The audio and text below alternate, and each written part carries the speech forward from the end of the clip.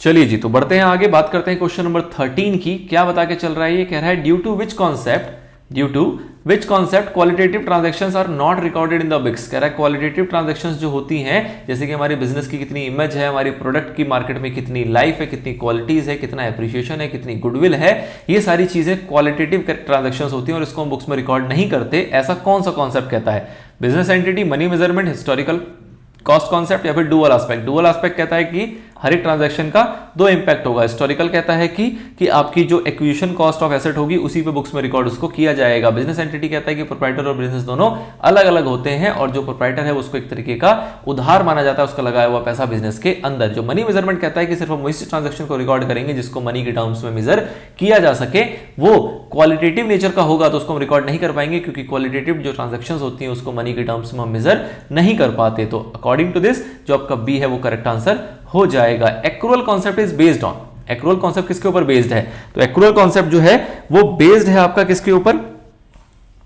Matching concept, dual aspect concept या cost concept या फिर गोइंग कंसर्न कॉन्सेप्ट। तो बताइए एक्रूअल कॉन्सेप्ट किसके ऊपर बेस्ड है? तो एक्रूअल कॉन्सेप्ट के अंदर हम क्या कहते हैं कि भैया आपने पैसे दिए हो चाहे ना दिए हो, बट अगर खर्चा हो गया तो रिकॉर्ड कर लो, और अगर आपके पास कोई पैसा आया है चाहे ना आया हो, अगर आपने कोई सेल कर दी है चाहे वो क्रेडिट सेल क्यों ना हो, उधार में क्यों ना बेचा हो, आपको उसको भी रिकॉर्ड करना है। इसका पर्पस क्या है कि हमारा जिस पीरियड की हम बात कर रहे हैं, उस पीरियड की सेल और उस पीरियड की एक्सपेंडिचर, मतलब उस पीरियड का रेवेन्यू और उस पीरियड का एक्सपेंस जो है वो हमारे पास रिकॉर्डेड होना चाहिए।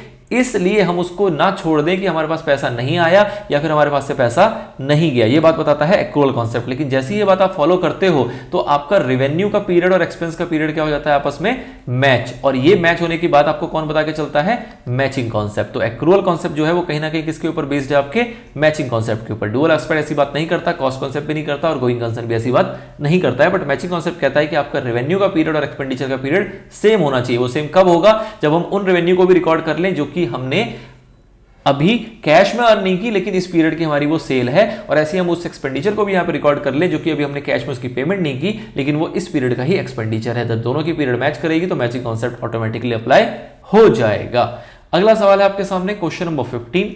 Due to which of the following window dressing is prohibited. मतलब इनमें से कौन सी ऐसी चीज है जिससे कि विंडो ड्रेसिंग आपका रुकता है, विंडो ड्रेसिंग जो है वो बाधित हो जाता है? Convention of consistency, accounting period concept, convention of full disclosure या फिर मनी मेजरमेंट कॉन्सेप्ट। तो आप बताएंगे इनमें से किसके वजह से आपकी विंडो ड्रेसिंग नहीं हो पाती है? तो भैया अगर आप अपनी सारी ट्रांजैक्शंस को डिस्क्लोज कर दोगे तो उसके अंदर अगर कोई भी ऊपर नीचे किया गया होगा, कोई भी छेड़खानी की गई होगी, तो यूजर अगर चाहे तो उसको समझ पाएगा, उसको फाइंड आउट कर पाएगा कि कहां पे विंडो ड्रेसिंग के चांसेस दिख रहे हैं, यहाँ पे कहां पे विंडो ड्रेसिंग की हमें ट्रांजैक्शंस दिख रही हैं। तो ये हमें बता के चलता है फुल डिस्क्लोजर, बेसिकली कि जहां पे आप अपनी सारी सिग्निफिकेंट इंफॉर्मेशन को डिस्क्लोज कर देते हो, जिससे कि यूजर से इस काबिल बन जाए कि अगर कुछ भी ऊंच नीच हुई है तो उसको वो पकड़ सकता है। कंसिस्टेंसी इसकी बात नहीं करता। कंसिस्टेंसी आपको कहता है कि आपकी जो अकाउंटिंग पॉलिसीज है, जो अकाउंटिंग प्रिंसिपल्स है, वो सेम रहनी चाहिए, कंसिस्टेंट रहनी चाहिए ईयर आफ्टर ईयर।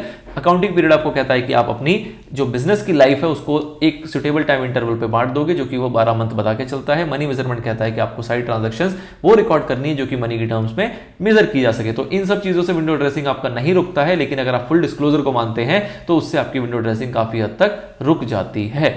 अगला सवाल, everything a firm owns is also owes out to somebody, this is explained by which concept. कह रहा है कि जो भी फर्म के पास है वो एक्चुअल में किसी और का है, वो एक्चुअल में उसका मालिक जो है वो कोई और है। इस बात को कौन सा कॉन्सेप्ट बता के चलता है? तो हमने देखा था कि फर्म के पास जितने भी एसेट्स होते हैं एक्चुअल में वो किस पैसे से आए होंगे, या तो वो आपके पैसे से आए होंगे, मतलब वो कैपिटल से आया होगा, या फिर वो बाहर वालों की लाइबिलिटी से आया होगा, मतलब एक्सटर्नल लाइबिलिटी कोई भी लोन वगैरह है उससे आया होगा। ठीक है, तो कुल मिला के जो एसेट है जो भी बिजनेस का अपना है वो या तो ये उधारी वालों का है या फिर प्रोप्राइटर का है, जो कि कैपिटल के फॉर्म में है, या फिर उधारी वाले जो कि एक्सटर्नल लायबिलिटी की फॉर्म में है। तो मतलब मोटा मोटा ये हुआ कि जितने भी एसेट्स हैं जो भी फर्म के पास पड़े हुए हैं वो एक्चुअल में फर्म का नहीं है, क्योंकि फर्म का तो कुछ है ही नहीं। जो है या तो उसके प्रोप्राइटर का है या फिर बाहर वाले का है जिन्होंने उसको लोन वगैरह दे रखा है, उधार वगैरह दिया हुआ है। तो ये बेसिकली कॉन्सेप्ट कौन बताता है कि एसेट जो है वो equal to capital plus liability है। तो ये बता के चलता है आपको डुअल एस्पेक्ट। डुअल एस्पेक्ट कह के चलता है कि जब सारी चीजों का डुअल इंपैक्ट होगा तो आपका asset equal to capital plus liability हो जाएगा। इसमें अगर ऑप्शन होता अकाउंटिंग इक्विवेलेंस कॉन्सेप्ट तो वो भी इसका सही आंसर हो सकता था, जो कि पार्ट होता है डुअल एस्पेक्ट का ही दूसरा नाम है एक तरीके से। नाउ गोइंग कंसर्न ऐसी कोई बात नहीं करता, मनी मेजरमेंट भी नहीं करता और अकाउंटिंग पीरियड भी ऐसी कोई बात करके नहीं चलता है। अगला सवाल है due to which of the following contingent liabilities are shown in the balance sheet. कह रहा है किस कॉन्सेप्ट की वजह से, किसकी वजह से हम कंटीजेंट लायबिलिटीज को भी रिकॉर्ड करते हैं और अपनी बैलेंस शीट में दिखा के चलते हैं, ऐसा कौन कहता है? तो देखो जी, dual aspect, convention of materiality, convention of full disclosure या फिर गोइंग कंसर्न। डुअल एस्पेक्ट बात करता है क्या, वो हमने पीछे देखा भी जस्ट। मटेरियलिटी कहता है कि सारी मटेरियल इंफॉर्मेशन को आपको रिकॉर्ड करना है। फुल डिस्क्लोजर कहता है सारी सिग्निफिकेंट इंफॉर्मेशन रिकॉर्ड करना है। और गोइंग कंसर्न कहता है क्या, कि आपकी बिजनेस की जो लाइफ है वो चलती रहेगी, कभी भी खत्म नहीं होगी। आपका बिजनेस का नेचर जो है वो गोइंग कंसर्न नेचर का है। लेकिन कंटीजेंट लायबिलिटी को शो करने की बात कौन करता है? तो शो करने की बात या तो मटेरियलिटी करेगा या तो फुल डिस्क्लोजर करेगा। क्या ये वो ट्रांजैक्शन है जो मटेरियल इन नेचर है? मटेरियल मतलब कि इससे यूजर्स के ऊपर इंपैक्ट पड़ेगा, पड़ भी सकता है, नहीं भी पड़ सकता, बट इन जनरल अगर बात करें तो contingent liabilities are not material. Contingent liability sir होती क्या है? वो लायबिलिटी जिसके होने ना होने की परसेंटेज अभी एग्जैक्ट नहीं पता, बट हो भी सकता है और नहीं भी हो सकता। फॉर एग्जाम्पल, कोई भी आपका कोर्ट केस चल रहा है और आपको पता है कि सामने वाले ने यहाँ पे 5 करोड़ का आपके ऊपर क्लेम किया हुआ है, किसी सपोज एम्प्लॉय ने ही क्लेम किया हुआ है, किसी एम्प्लॉय नहीं, किसी डिस्प्यूट को लेकर आपको कोर्ट में ले गया, उसने 5 करोड़ का आपके ऊपर क्लेम फाइल किया। आपको पता है कि आप ये 95% जीतोगे, लेकिन आपको ये भी पता है कि हो सकता है 5% कि आप ये केस हार जाओ। अगर आपके पास कोई भी परसेंटेज है जिससे ऊपर आपको ये लगता है कि भविष्य में ये पैसा इसकी लायबिलिटी बनेगा, मतलब कि ये पैसा हमें चुकाना पड़ सकता है किसी भी सूरत में, तो इस टाइप की लायबिलिटी को हम क्या बोलते हैं? कंटीजेंट लायबिलिटी, जो कि हो भी सकता है, नहीं भी हो सकता है। कैसे पता लगेगा?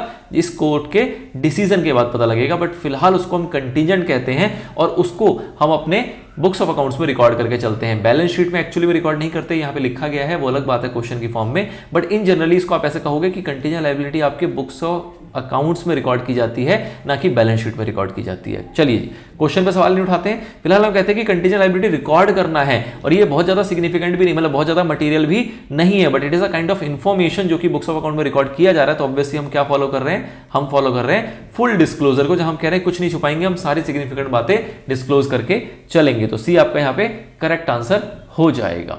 नाउ मटेरियलिटी कब होता है? जब हम ये बोलते हैं कि भाई साहब कंटीजेंट लायबिलिटी अगर 1 लाख से ऊपर की है तो शो करेंगे, 1 लाख से नीचे की है तो शो नहीं करेंगे। तो उस केस में हम बोलते हैं कि भैया यहाँ तो कौन सा कॉन्सेप्ट लग रहा है? मटेरियलिटी का कन्वेंशन लग रहा है, जहां पर हमने एक डिसाइड कर लिया कि क्या मटेरियल है। अगर 1 लाख से ऊपर है तो मटेरियल है, 1 लाख से कम है तो मटेरियल नहीं है। बट फुल डिस्क्लोजर में क्या कहते हैं कि हम जो भी सिग्निफिकेंट है उसको हम डिस्क्लोज करेंगे, वहां पे हम कुछ ऐसी जजमेंट नहीं लगाते हैं, ऐसा कोई रेट के हिसाब से, पैसों के हिसाब से उसकी वैल्यूएशन नहीं करते हैं कि ये मटेरियल है या फिर ये नहीं है। तो यहाँ पे पैसों की कोई बात नहीं की थी, जनरल इंफॉर्मेशन दी गई कि कंटीजेंट लायबिलिटी को शो किया जा रहा है, बताओ कौन सा कॉन्सेप्ट लगेगा? तो आपका फुल डिस्क्लोजर यहाँ पे अप्लाई हो जाएगा।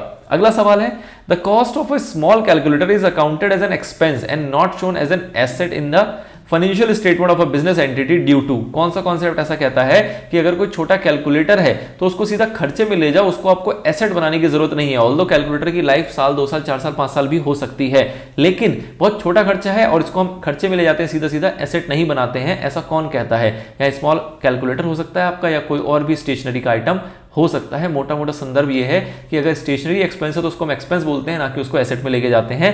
ऐसा कौन सा कॉन्सेप्ट हमें बताता है? Materiality convention, periodicity concept, matching concept या फिर कन्वेंशन ऑफ फुल डिस्क्लोजर। तो हम क्या बोलते हैं कि भाई साहब ये जो ट्रांजैक्शन है ये बहुत ही मामूली सी है, बहुत ही छोटी ट्रांजैक्शन है, बहुत ही इमटेरियल नेचर की ट्रांजैक्शन है। तो मटेरियलिटी कॉन्सेप्ट पिक्चर में आता है और वो कहता है कि इतना मटेरियल नहीं है कि इसको एसेट बनाया जाए और अलग से डिस्क्लोज किया जाए और यूजर्स इसको देखें और बोले ओ भाई साहब आपके पास तो कैलकुलेटर है 300 रुपए का, तो this is not that much material, इसलिए इसको एसेट के फॉर्म में रिकॉर्ड नहीं किया जाता है। इसको सीधा सीधा जिस साल में खरीदते हैं उसी साल में हम इसको एक्सपेंस ऑफ कर देते हैं। तो this is because of materiality convention. Periodicity ऐसी बात नहीं करता, मैचिंग ऐसी बात नहीं करता है, फुल डिस्क्लोजर भी ऐसी बातें नहीं करके चलता है। आगे बढ़ते हैं। According to the cost concept assets are recorded at lower of cost और मार्केट वैल्यू। ठीक है sir, assets are recorded by estimating the market value at the time of purchase. Assets are recorded at the value paid for acquiring it. Assets are not recorded. कह रहा है asset record ही नहीं करते। कितना गंदा बोल रहा है, कितना ही गलत बात कह रहा है। दूसरा कह रहा है assets are recorded at lower of cost और मार्केट वैल्यू, मतलब कॉस्ट और मार्केट वैल्यू को कंपेयर करेंगे और जो भी कम आएगा उसमें रिकॉर्ड करते हैं। ऐसा हम एसेट के साथ नहीं करते, ऐसा किसके साथ करते हैं हम? ऐसा हम करते हैं क्लोजिंग स्टॉक के साथ। तो ये स्टेटमेंट भी आपकी गलत हो जाती है। इसके बाद कह रहा है assets are recorded by estimating the market value at the time of purchase, मतलब जब हमने खरीदा उस टाइम पे जितने का खरीदा उस पर रिकॉर्ड नहीं करेंगे, उस टाइम पे जो मार्केट वैल्यू होगा उस पर रिकॉर्ड करेंगे, ये भी गलत बात है। कॉस्ट कॉन्सेप्ट कहता है क्या कि एसेट को उस पैसे पे रिकॉर्ड किया जाएगा जो भी उसकी एक्विजिशन कॉस्ट है, मतलब परचेज कॉस्ट से लेके इंस्टॉलेशन तक का जितना भी खर्चा है वो एक्विजिशन कॉस्ट होती है और उसी कॉस्ट पे हम अपने एसेट्स को रिकॉर्ड करके चलते हैं। ठीक है सर। अगला सवाल आता है, providing depreciation on fixed asset is in accordance with which of the following principles, कह रहा है कि हम एसेट्स के ऊपर, फिक्स्ड एसेट्स के ऊपर डेप्रिसिएशन लगाते हैं, ऐसा कौन सा प्रिंसिपल या कॉन्सेप्ट बता के चलता है। तीन ऑप्शन आपके सामने दिए गए, एक है गोइंग कंसर्न, एक है मैचिंग, एक है मटेरियलिटी।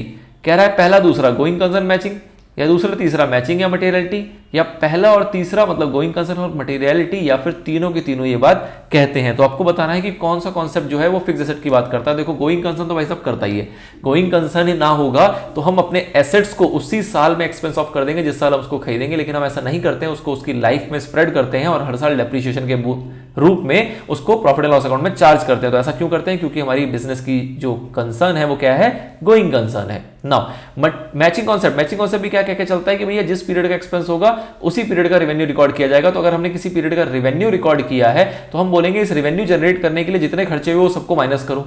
तो इस रेवेन्यू जनरेट करने के लिए हमने एसेट्स को भी यूज किया होगा जो हमारे बिजनेस के अंदर है, तो हम कहते हैं इस एसेट्स को यूज जितना किया है उसका एक्सपेंडिचर यहाँ पे माइनस होना चाहिए, उसी को हम क्या बोलते हैं? डेप्रिसिएशन। तो डेप्रिसिएशन को भी माइनस किया जाता है बिकॉज ऑफ मैचिंग कॉन्सेप्ट। तो ये भी लग गया। मटेरियलिटी, मटेरियलिटी ये कहता है कि भैया इतने का डेप्रिसिएशन लगाएंगे, इतने का डेप्रिसिएशन नहीं लगाएंगे। मतलब कि अगर 500 रुपए का डेप्रिसिएशन होगा तो जरूरत नहीं है डेप्रिसिएशन लगाने की, और अगर 5 लाख का होगा तो लगाना पड़ेगा। क्या ऐसी बात कुछ होती है डेप्रिसिएशन के अंदर? ऐसी बात कुछ नहीं होती। डेप्रिसिएशन चाहे 1 रुपए का हो चाहे 1 करोड़ का हो, डेप्रिसिएशन लगाया ही जाता है। तो पहला और दूसरा जो है यहाँ पे ये डेप्रिसिएशन की बात करता है, फिक्स्ड एसेट्स की बात करता है, मटेरियलिटीज की बात नहीं करता। तो अकॉर्डिंग टू दिस जो ए ऑप्शन है वो आपका करेक्ट आंसर हो जाएगा। चलिए दोस्तों आगे बढ़ेंगे। अगला सवाल है, Messrs future limited, Messrs future limited has invested 7,10,000 in the shares of Relicam Industries Limited. Current market value of this shares is 7,10,500. Accountant of Future Limited want to show 7,10,500 as a value of investment in the books of account. Which accounting convention restricts him from doing so? क्या कह रहे हैं भाई साहब? ये कह रहे हैं कि इतने का हमने पैसा इन्वेस्ट किया, वो बढ़ के उसकी वैल्यू इतनी हो गई है, मार्केट वैल्यू इसकी कितनी हो गई? इतनी हो गई है। तो जिसके अकाउंटेंट है वो ये चाहते हैं कि इसको इस बढ़ी हुई मार्केट वैल्यू पर रिकॉर्ड किया जाए, मतलब इसकी वैल्यू जो भी अपडेट होकर अब बन गई है उस वैल्यू में इसको रिकॉर्ड कर लिया जाए। तो अगर आप ऐसा करोगे तो आप क्या कर रहे हो? यहाँ पे एक एंटिसिपेटेड प्रॉफिट है। कितने का एंटिसिपेटेड प्रॉफिट? आपका 500 रुपए का। आपको यहाँ पे 500 रुपए का लाभ है जो कि दिख रहा है अगर आप मार्केट वैल्यू से कंपेयर करो। और ये लाभ जो है, ये लाभ क्या आप बुक्स में लेके आओगे? क्या ये जो एंटिसिपेटेड प्रॉफिट है इसको रिकॉर्ड करोगे? तो पहले तो आपको ये समझना पड़ेगा कि एसेट्स को कॉस्ट और market value which ever is lower में हम कंपेयर नहीं करते हैं। क्यों? क्योंकि वो जो कॉस्ट और market value which ever is lower है ये आपको कहता है कौन? ये आपको कहता है कंजर्वेटिज्म। और कंजर्वेटिज्म किसकी बात करता है? सिर्फ और सिर्फ लॉस की बात करता है। और ये रूल जो है वो किसके ऊपर लगाया जाता है? क्लोजिंग स्टॉक के ऊपर लगाया जाता है। ठीक है सर। नाउ अब ये एसेट है, एसेट को मार्केट वैल्यू में रिकॉर्ड नहीं करते, एसेट को हम किस में रिकॉर्ड करते हैं? हमेशा हमेशा उसकी कॉस्ट में रिकॉर्ड करते हैं। इसका फायदा क्या होता है? इसका पर्पस क्या होता है कि कॉस्ट से अगर मार्केट वैल्यू में आ जाओगे तो आपको 500 रुपए का प्रॉफिट यहां पे रिकॉर्ड करना पड़ जाएगा।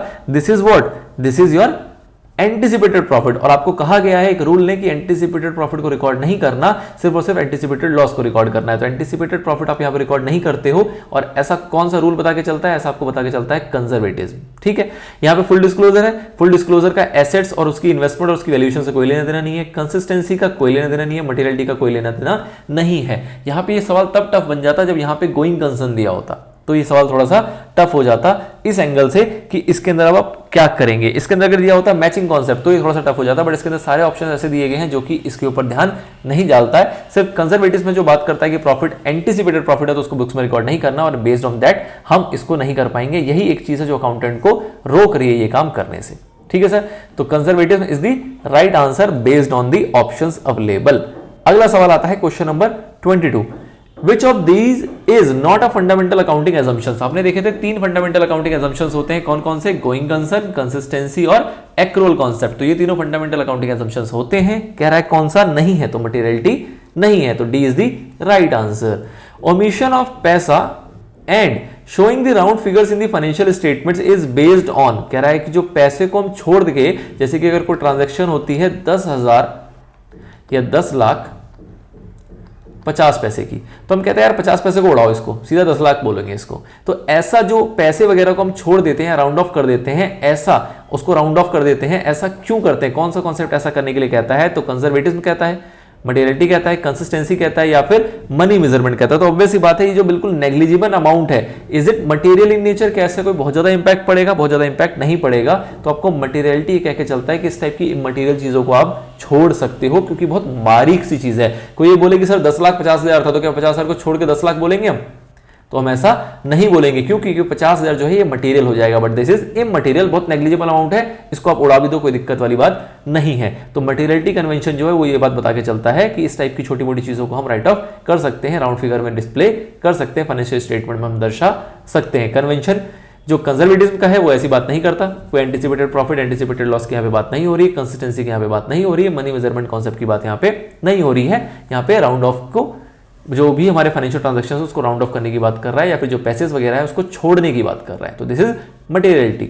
नाउ अगला है income is measured on the basis of. Income को आप मेजर करते हो किस बेसिस पे? Matching concept, consistency, cost concept, या नन ऑफ द अबव। तो आपको पता है कि जो रेवेन्यू की रिकग्निशन होती है वो किससे होती है? आपके मैचिंग कॉन्सेप्ट की बेसिस पे, जहां पे मैच करके चलते हो कि आप उस पीरियड के सारे रेवेन्यू लोगे जिस पीरियड की आप अकाउंटिंग कर रहे हो, और उसी प्रोपोर्शनेट में उस पीरियड के आप सारे एक्सपेंडिचर लेते हो, फिर जाके आपको उस पीरियड का प्रॉफिट पता लगता है। कंसिस्टेंसी ऐसी कोई बात नहीं करता, कॉस्ट कॉन्सेप्ट एग्जिस्ट की बात करता है, नन ऑफ द अबव यहाँ पे है नहीं, क्योंकि आपको एक ऑप्शन दिख रहा है जो कि आपके लिए सुटेबल है। तो matching concept is the right answer according to the question. ठीक है सर, तो this is all with respect to objective question. अब एक लास्ट हमारा एरिया बचेगा जिसमें हम बात करेंगे असर्शंस वाले क्वेश्चंस की, असर्शंस रीजन क्वेश्चंस की, उसमें हम बात करेंगे इस छोटे से ब्रेक के बाद।